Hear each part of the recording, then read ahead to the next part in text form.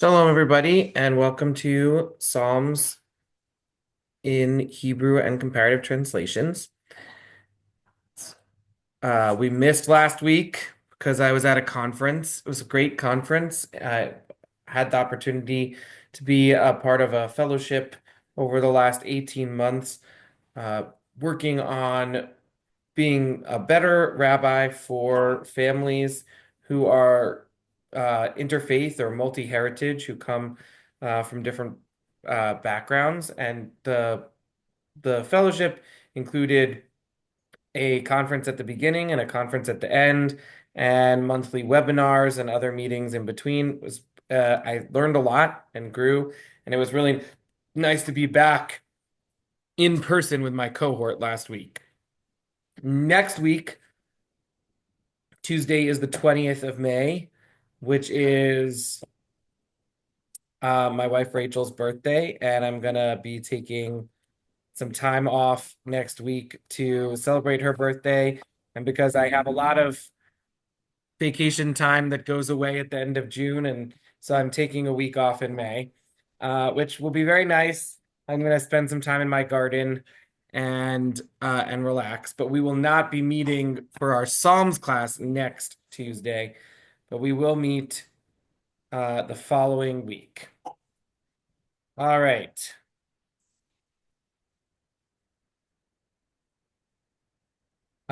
Linda, I just heard back from RJ at Kingsway, and she told me that it's Rabbi Ami tonight, this afternoon, and it's his last time.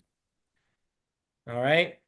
Which is good because I'm coming on Thursday and I'm not available on Tuesday afternoons. Hi, Mark. Good to see Hi. you. Uh, all right. So last time I we just met escaped. 2 weeks I, ago, we talked about Psalm 56. One thing that's been really interesting about these Psalms in the 50s has been that we have returned to looking at at moments in King David's life. Um, and we looked at his relationship with a friend of his who turned into an enemy, Achitophel, and we looked at his relationship with the Philistines, and we looked at his relationship with Saul, and this psalm also describes itself as being connected to David's relationship with Saul. And one of the interesting things about these psalms is that they aren't presented in chronological order relative to what they say they are doing, right? You might expect that if you were putting together a collection of psalms that connected to David's life, that you would put them in the order that they occurred in David's life. But these psalms are not in that order. They are a little bit mixed up. And one question that we can explore is is there a guiding understanding to why these Psalms are in the order they are? Have we felt like there has been some kind of spiritual progression as we've read through these Psalms? And it's sometimes it's hard to grasp on to more than one psalm at a time, which is part of why this class is not an introduction to Psalms. It is, which, like, if you took a class, say in rabbinical school, called an Introduction to Psalms, they would they would want to do more of the, how do these psalms connect to each other? And this class has really been about what does this psalm do for us spiritually as an individual psalm, as a piece of poetry. But I feel that looking at the psalms in their context in the book is also helps us to think about what kind of spiritual connection we have. So this psalm says at the beginning, in the superscription, that it is specifically about the moment when David fled from Saul and was hiding out in a cave. There are several midrashim, several stories about that moment in David's life. One that I learned when I was a very little child, but really sticks with me, is the story about David and the spider, which I'm it's not in the Book of Kings, but I definitely remember hearing this story as a kid. So it must be a traditional midrash. So David's running away from Saul and he hides out in the cave, and Saul's soldiers are, well, I guess the way the story starts is that David doesn't understand why there are spiders, right? What is the purpose uh of these insects? How can David feel a sense of gratitude for a spider when they're so creepy and gross, right? I think that's how the story starts. And then the narrator of the story, or God or whatever, tells David, well, you never know when a spider, or even the smallest creature, when that might come to help you. And so then he's running away from Saul and he's in this cave, and Saul's soldiers are looking, in pairs through every cave in the area. And a spider spins a web across the entrance to the cave. And the soldiers come and they look at the cave that David's hiding out in, and they say, well, he couldn't be in this cave because we would see that the spider web was broken. And so then David learns to have compassion for the spider. Even God's lowliest creature can save the life of the king, or a future king in that case. Anyway, that's a story that has really stuck with me. And when I was thinking about this psalm, I was thinking about that story because I think this is getting into the headspace of where David is at this moment. All right, so like usual, we'll read through the psalm in Hebrew and then in a couple of different translations. And as we do our first reading through, we want to open ourselves up to the question, what uh what is this psalm doing for me spiritually? What emotional impact is the psalm giving me? What rises up in me? What do I think the poet, the person who wrote this psalm, what emotional state were they in when they wrote it? And if I were going to use this psalm as a prayer in my own spiritual life, when might I use it? So those are the questions that we ask as we look through these psalms. So I'll read first in the Hebrew. Psalm 57. למנצח אל תשחית לדוד מכתם, בברכו מפני שאול במערה. חונני אלוהים חונני, כי בך חסיה נפשי ובצל כנפיך אחסה עד יעבור אבות. אקרא לאלוהים עליון, לאל גומר עלי, ישלח משמיים ויושיעני, חרף שואפי סלע. ישלח אלוהים חסדו ואמיתו, נפשי בתוך לבאים אשכבה לוהטים בני אדם, שניהם חנית וחיצים, ולשונם חרב חדה. רומה על השמיים אלוהים, על כל הארץ כבודך. רשת הכינו לפעמי, כפף נפשי, קרו לפני שיחה. נפלו בתוכה סלע. נכון ליבי אלוהים, נכון ליבי, אשירה וזמרה, אורה כבודי, אורה הנבל, בכינור, העירה שחר.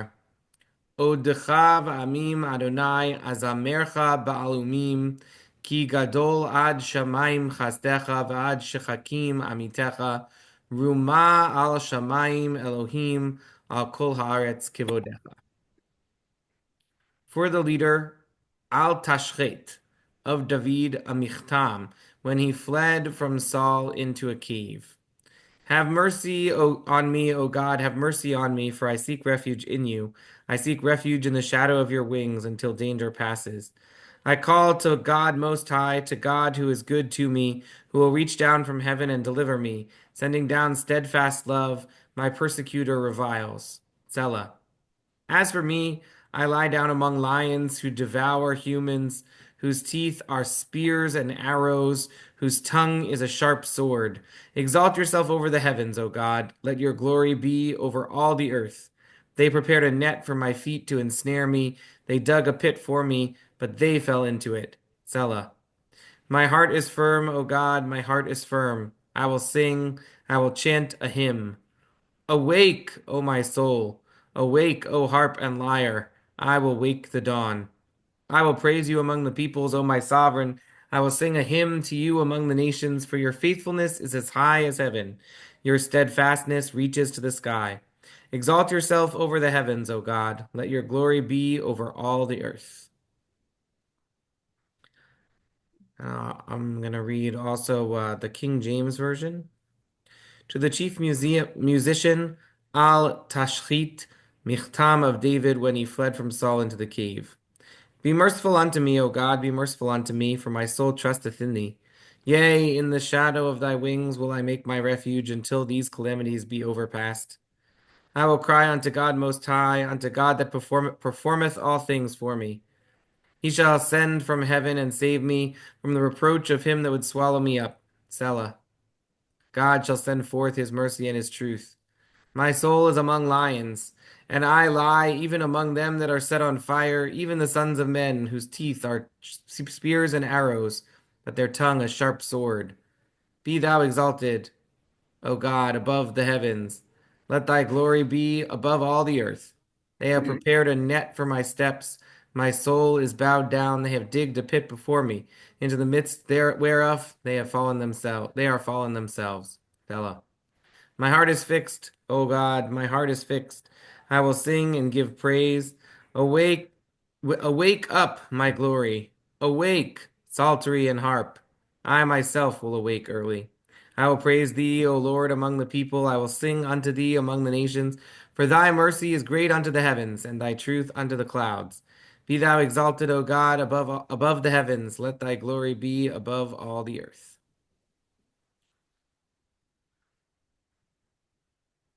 So, what do you notice? What jumps out at you? What emotions are in this psalm?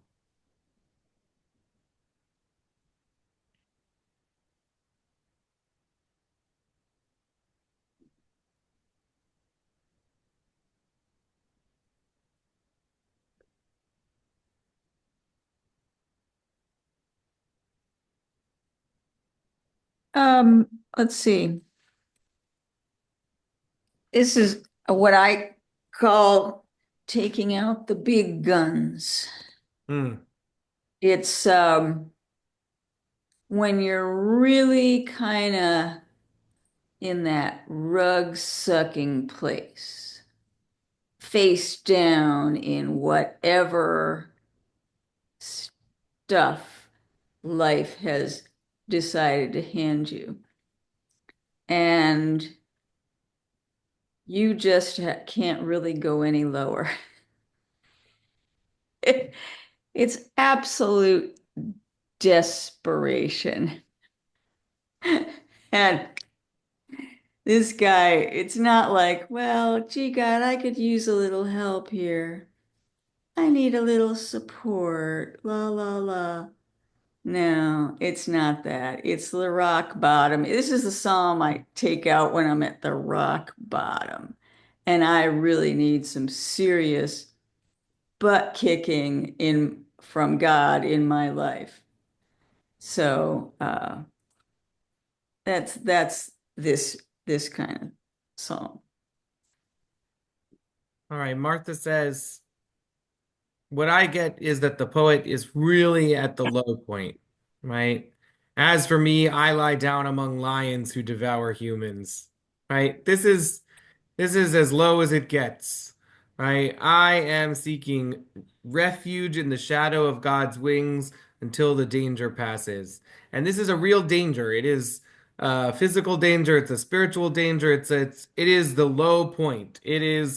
When it is when there's nowhere else to turn. Larry. I agree with that. And what it also shows me, thinking about what you said earlier about the chronology of David's spiritual development, this shows a time when he's really vulnerable and is being pursued for stupid reasons. There's no sense in the whole thing. So he's really in a pit because Saul's turned all his guns on him. Yet it shows that in the middle of all this, as deep as that pit is, where the sellahs are changes the tone. In one, he's talking about God is presently with me. Now I'm really in a terrible pit, but I trust in God. I have faith in God. And they prepared a net before me. They dragged me down. But wonderful, I will awaken the dawn with my singing. His trust in God is as high as his danger is deep, and they intersperse. That at any moment in life, they're both happening. The danger is there, and the absolute trust is there in the next breath. Yeah. This is the sixth psalm in this series of psalms where David is praying to be delivered from his enemies. And we've looked at the different kinds of enemies that David faces. And this one, right, when he's fleeing from Saul into the cave, that's before he becomes king. That is when he's still like Saul's harp player, Saul's musician, and he's running away. But it's a pretty early point in the chronology of David's life, relatively early, right? The Achitophel, those other ones, some of the other ones we read, David's already been king for a long time, right? Um, David's betrayed by his friend, but that's like uh we talked about the Saul camp people and the David camp people. I really like what you're saying, Larry, about this gives us an insight into David's spiritual development as a youth. I mean, as a 17-year-old or 20-year-old or however he old he is you know, when he's playing for Saul, the youngest son, the seventh son of Jesse, he this is a person is who easily goes to the lion as the enemy because the lion eats his flock, right? That David's a shepherd before he becomes a warrior, before he becomes a king, before all of this. David's a shepherd, and so the and yet even in this very low point in David's youth, when he is so close to death at the hands of Saul, he already has a tremendous amount of faith in God's deliverance, in God who will vindicate him, in a God for whom he is ready to sing praises and to wake up early to meet the dawn to praise God. Now, maybe the this point of David's spiritual development is actually sort of an untested faith, right? Maybe the reason why it feels so pure, this what David is saying here, is that it's the faith of youth, the faith of, you know, too many bad things haven't yet happened to David, right? Like this one is particularly bad, but David still has this relationship with God where David's like a shepherd who has God's constant protection with regard to his sheep. But we haven't yet experienced the David who has fallen in love and lost, right? This is a an earlier example of David's faith. And the confidence that David shows in his ultimate deliverance is very different from the other Psalms that we've looked at in this series, which describe a sort of maybe an older David, a less confident David, a David with faith that has been tested.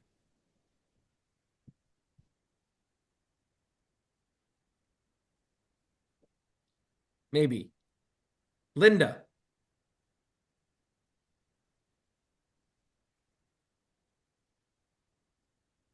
you have to unmute.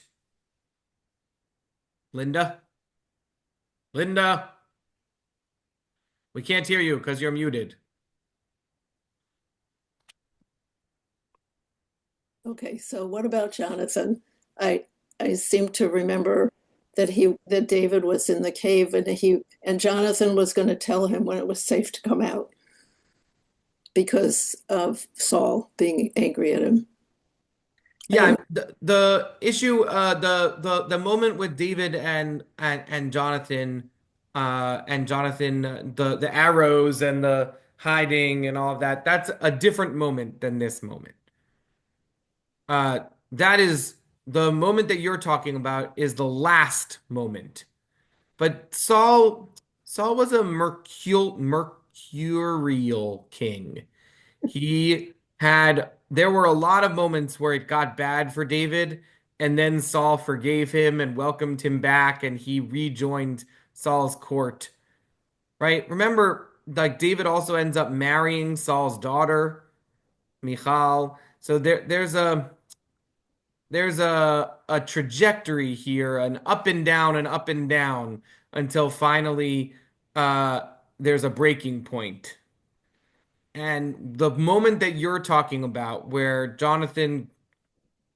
David doesn't show up to the Rosh Chodesh feast at uh, at the king's table, and David says he's going to visit his father, but really he's just trying to test the waters to see whether Saul would be angry that he wasn't there.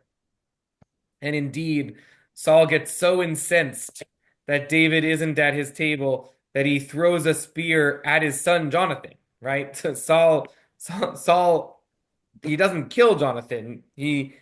But he throws a spear, near him to scare him or to express his frustration or whatever. And it's at that moment where Jonathan goes and says, David, you can never come back. Like like this is a complete break. And David and Jonathan hug and swear undying friendship, and they love each other, and it's really beautiful. And then like 3 days later, Jonathan and Saul die in battle. Um, against the Philistines. Now, then David becomes king, right? And when David hears his words, "Ech naflu giborim," oh, how the mighty have fallen, right? Hatzvi Yisrael al b'motenu shalal, right? The glory of Israel is has come down, right? Like David in that moment has the grace to praise Saul and of course to mourn uh for his beloved friend Jonathan. But this moment in the cave is a moment several years before that. Uh, just one of Saul's bad times, not the end time.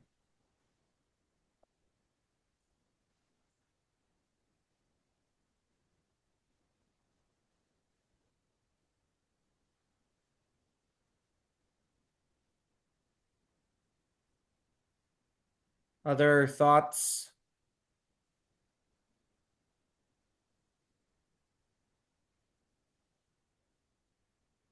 All right, so I'm gonna move us to our a little bit more study.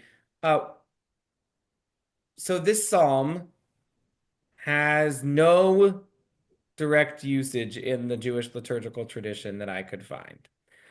Perhaps that's a little surprising. Certainly, there are some of the verses from this psalm that are similar to other verses from other psalms that do make it in to our service. I I actually feel it's hard to argue from a place of absence, but I actually feel that the non-use of this psalm helps to bolster or support my uh my feeling, my thesis, my untested hypothesis that the rabbis expected you to know when they quoted a verse out of context from a psalm, they expected you to know what psalm that was from and to import into your prayer some of the feeling from that original psalm. And I think that some parts of this psalm are so low, so much about the that lowest possible moment that if they have another verse that's similar, they're going to take it from another psalm because this psalm, they don't want to import all of the emotions from this psalm. But that's just a gut feeling. I have no way to prove that, no way to know it for sure. Just a sense. But in spite of the fact that this psalm isn't quoted in the liturgical tradition, it is in fact very much a part of the rabbinic ethos for thinking about prayer and about what prayer and Torah study are. And so I did bring a couple of Talmudic mentions of this psalm. And the most famous one is from Barachot, from the very beginning of Masechet Brachot, which is the first tractate of the Talmud. If you're going to study the Talmud, you're likely to start with the first tractate of the Talmud, which is the tractate that deals with blessings and with prayer. It's the section of the Talmud that deals with the laws of praying. And there we get this text that says Rav Yitzchak bar Ada, and some say Rav Yitzchak bar Rav Idi. So there's we're not sure exactly who said this. We know his name was Yitzchak, but we're not sure which Yitzchak it is. That person said, from what verse is it derived that David's lyre would wake him at midnight? So there's a tradition that David would go to sleep at dark, but he would wake up in the middle of the night to write poetry Oh, nice. and to study Torah. And how do we know that David did this? From the verse from our psalm, Ura kivodi, Ura hanevel v'chinor, A'ira shachar. Right? Awake my glory, awake harp and lyre, I will wake the dawn.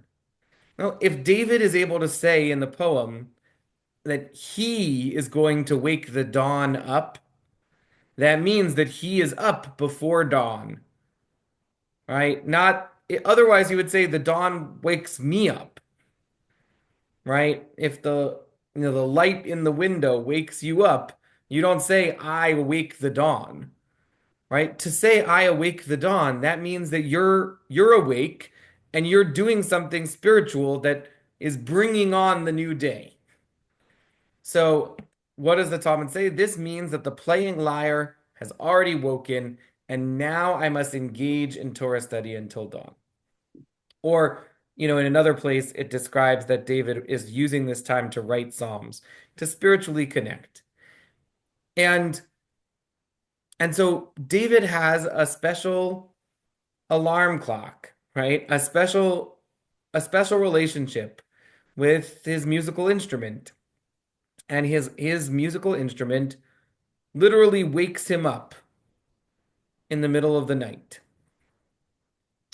And this verse, while it's not contained in the prayer service, it was made into a song. I When I read through this psalm, I was surprised to find, oh, I know a song to this tune, and I mean a tune to these words. I assumed that it was somewhere in tefillah, somewhere in prayer. Because why would they write a song for words that we never sing? But apparently they did. So uh, it goes, Ura, ura, ura, kivodi. Ura, ura, ura, hanevel.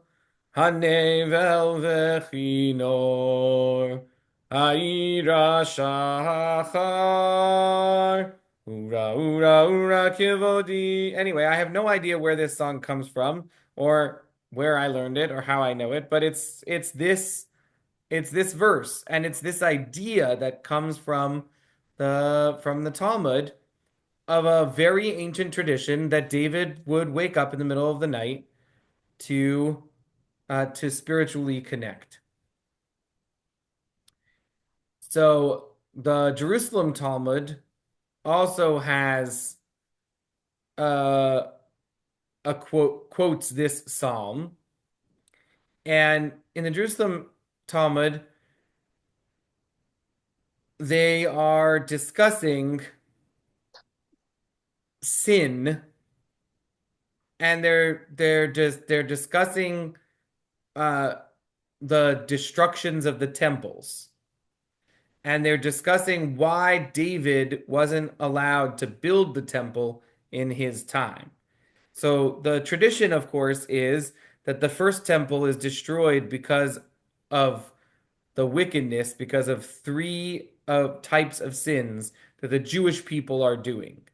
And those sins are murder, bloodshed, um, idolatry, worship of idols, unfaithfulness to God, and a sexual immorality. And then the second temple was destroyed, the Talmud teaches us, because of the sin of sinat chinam, because Jews hated each other. And the implication of telling that next to each other is that the sin of sinat chinam, the sin of hating other Jews, the sin of hatred for no reason. There's free love. Sinat chinam means free hate, right?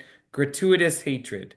Right? The sin of gratuitous hatred, says the story, is as bad as the sins of bloodshed, idolatry, and sexual immorality, right? That both of these things got a temple destroyed. So why did David not build the temple? Rabbi Abba Bar Kahana said, the generation of David were all just. They were all just. What do we mean by the fact that they were just? It means that they weren't idolaters. They weren't unfaithful to God.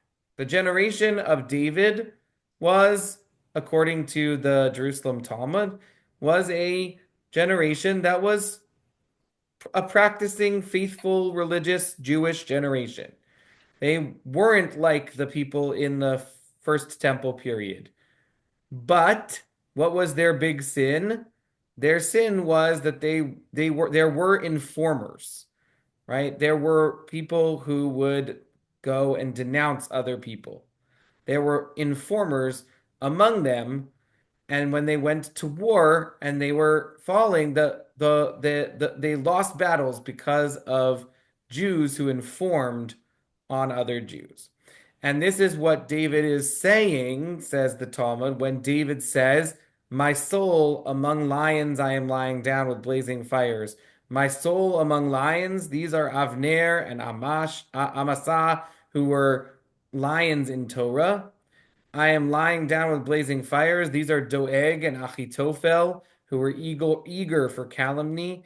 The people, their teeth are spears and arrows. These are the owners of Keilah, and will the owners of Keilah deliver me in his hand? Will Saul come? Their tongue is a sharp sword. These are the people of Ziph, right? So what the Jerusalem Talmud is doing here is it's actually tying together all of these previous Psalms that we looked at that were different parts of David's life. And it's saying, look, this psalm also connects to them. This psalm also connects to them. And then at that moment, David said before the Holy One, Master of the universe, why should your glory descend among them? Remove your glory from them. And that's what it means. Rise over the heavens, O God, higher than all the earth, your glory. When we looked at Psalm 8, we talked about the idea of God's glory coming down to earth, and that God's glory, meaning God's Torah, is for human beings. And here in Psalm 57, we get the opposite idea, right? Where David says to God, the people of my generation are not worthy of your Torah. The people of my generation are not worthy of your glory, right? They are not worthy of your temple. They are constantly infighting and they constantly are going to war and they're constantly informing and they're not worthy. So that's uh I think that that's a an interesting follow-up to our discussion of, David's life and how this psalm connects to David's life.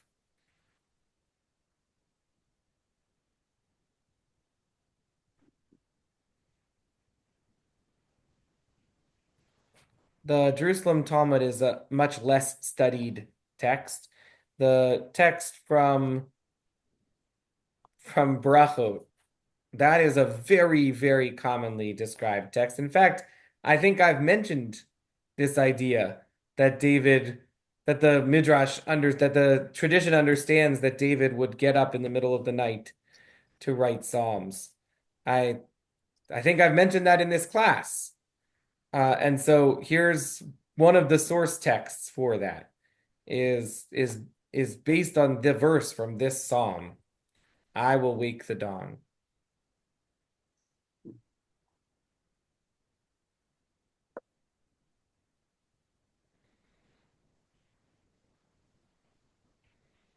Larry. Rabbi, is from a spiritual development perspective, is the writing of religious poetry, psalms, as valuable for spiritual development as study of Torah? That's a great question. I mean, the the rabbis definitely had this sort of sense that there are multiple ways to reach God, and that prayer is an incredibly important way of expressing gratitude and cultivating humility and asking for acknowledging that we are not ultimately in power, right? Acknowledging our own the limitations of our power. And prayer has that purpose by asking God for things, by turning ourselves over to God. It's like the first step in the 12-step programs, right? Acknowledging that we are ultimately powerless and to turn our fate over to a being that is powerful, right? That is the prayer. That's the in some sense that is a value of prayer. And the rabbis said with prayer, you need to have a balance between saying these traditional words and doing it with the right intention.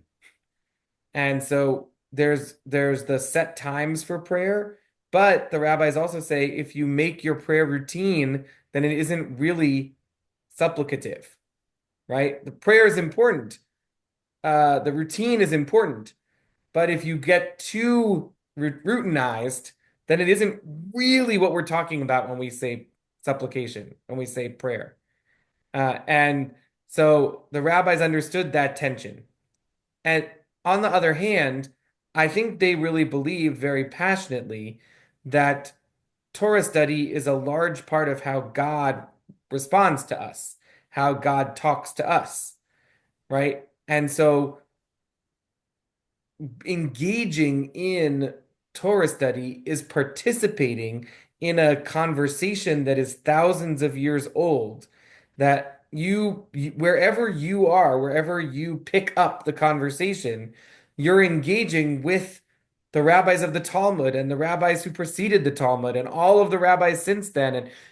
And any Jew or person who picks up Torah study is engaging in this ancient conversation that ultimately is about trying to understand God's will in this world and what God wants from us, but as individuals and as groups, as the Jewish people, what the mission of our people is in the world.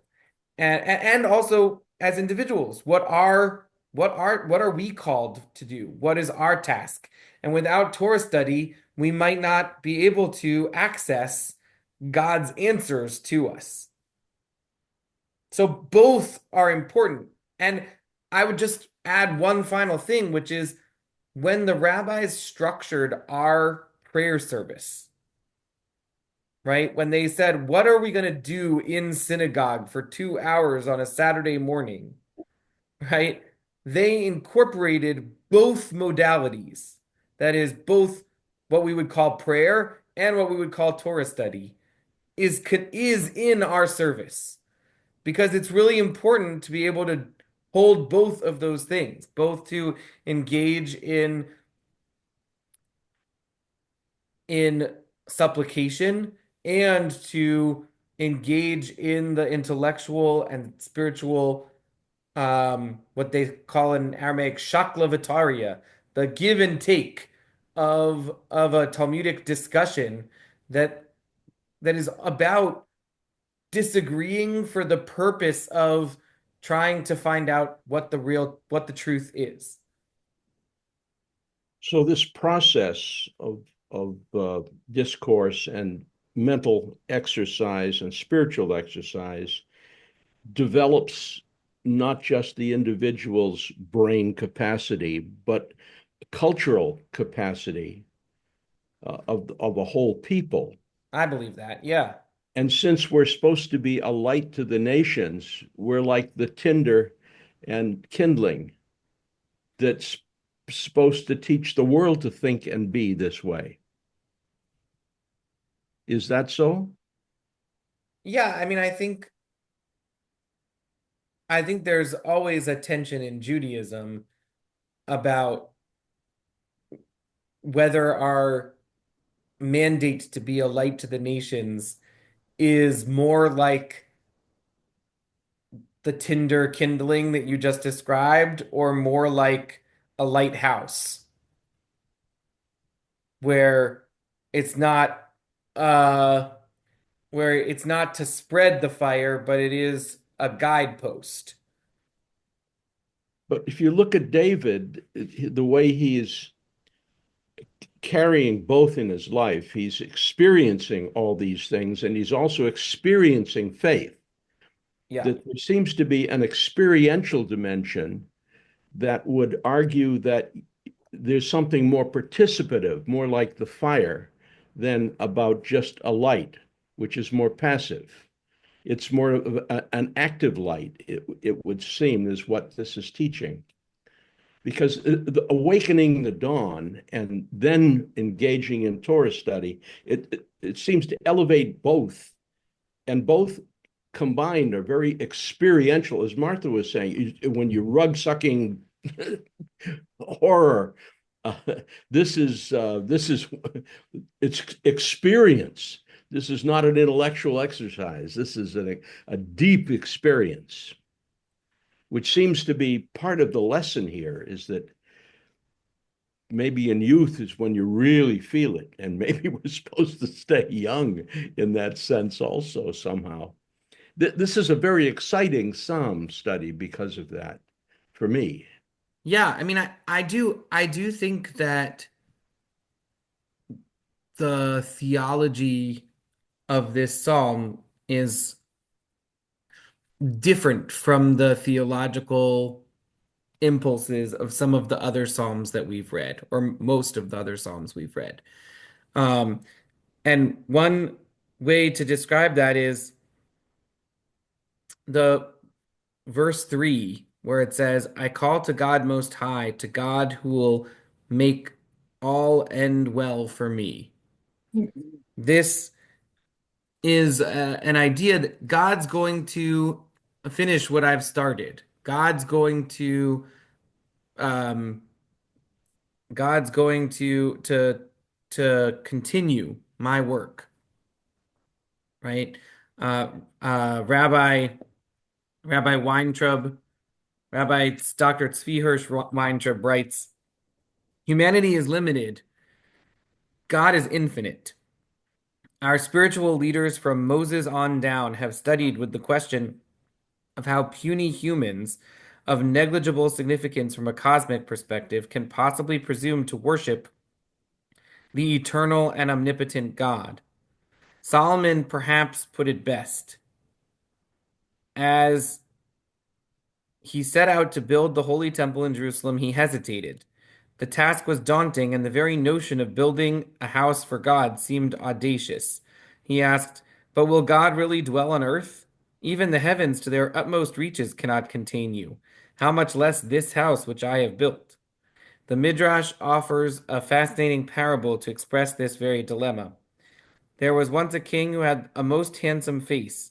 He asked his servant to paint his portrait. The servant protested, my royal master, how can I paint a picture to even remotely resemble your wondrous countenance? To which the king responded reassuringly, you just dabble with your paints, and I will gladly yield some of my glory. In simple terms, the king was saying, you just do your best. I'll meet you more than halfway. When humanity attempts to serve God, one need not feel paralyzed by the frustration expressed by Solomon. Yes, a person realizes that their acts of worship are not just inadequate, but must appear ludicrous from God's perspective. But we can feel reassured by the words of our psalm. God will make all end well for me.